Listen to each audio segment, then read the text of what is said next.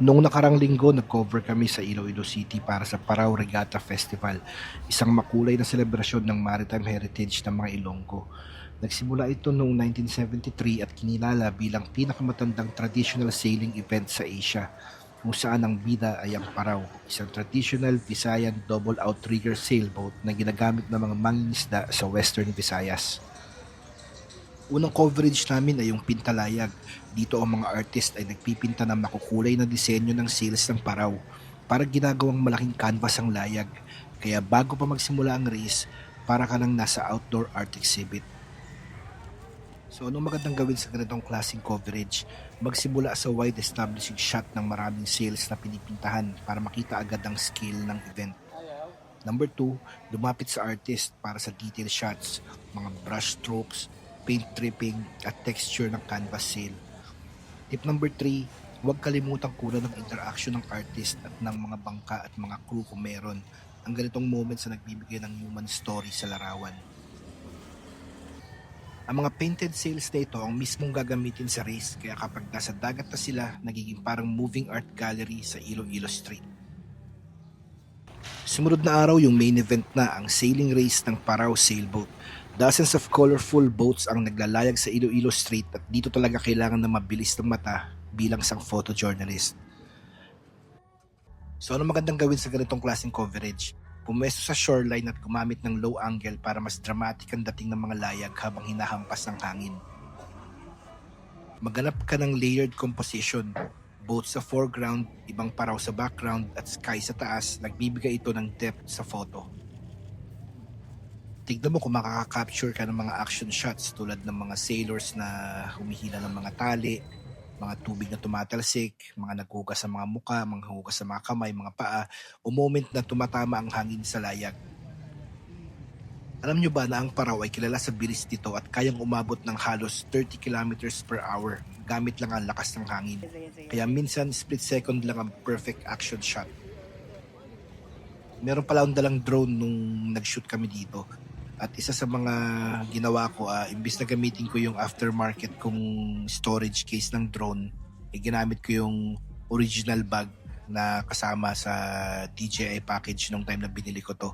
Kasi mas madali siyang kunin yung drone pagka kailangan mo nang mag-shoot at hindi siya hassle dalhin. Maya-maya lang nagsimula na yung mismong ceremony at nagsimula sa padalangin at syempre ang national anthem.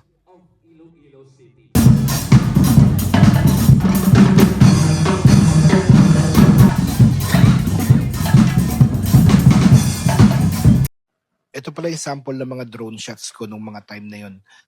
Medyo aaminin ko nung time na yun, medyo kinakabahan ako dahil medyo malakas yung hangin at may katagalan na rin mula nung huli ako nagpalipad ng drone. Hindi ko naman masasabi na baguhan pa lang ako sa pagpapalipad ng drone, pero kahit papaano nakakakaba rin talaga pag mga ganitong mga pagkakataon. Nagpalipad lang ako siguro mga around, mahaba na siguro yung isang lipad na mga 5 to 8 minutes lang, mga ganun lang. Ako naman kasi, ang diskarte ko sa drone is bago ako lumipad, iniisip ko na kung saan ko papipwestuhin yung drone, kung saan ko siya dadalhin. Unang-una, maganda itong gantong practice dahil mas makakatipid ka sa battery, hindi yung pag nasa taas ka na tsaka ka lang maghahanap ng anggulo. Dapat sa baba pa lang, alam mo na kung ano yung gusto mong pitikan. After nung coverage namin ng race, may nakita kaming local artisan na nag-uukit ng religious statues bilang paghanda sa Holy Week. Syempre, sa mga ganitong klaseng coverage, bilang isang photojournalist na nagkatrabaho sa field, hindi ka lang naman magko-concentrate sa isang event. Kung meron ka pang maiisip na ibang larawan para mas dumami yung maipapasa mo ng araw na yun.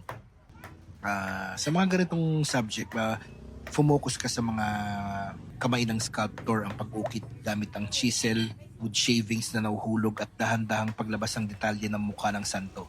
Yun ay kung makakapaghintay ka. Gumawa ng story sequence mula raw wood hanggang sa nabubuong figure hanggang sa halos tapos na ang sculpture. Yun yung mga time na pag nakakababad ka sa mga subject mo.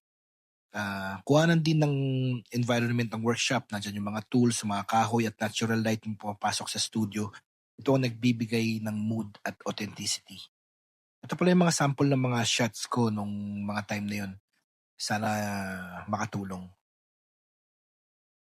Sa photojournalism, mahalagang tandaan na hindi lang event ang kinukunan mo. Kinukunan mo ang kultura, ang kanilang tradisyon at mga taong bumubuhay dito. Mula sa makukulay na sales ng pintalayag, sa mabilis na paraw sa dagat, hanggang sa tahimik na pag-ukit ng religious statues. Lahat ng ito ay bahagi ng kwento ng Iloilo.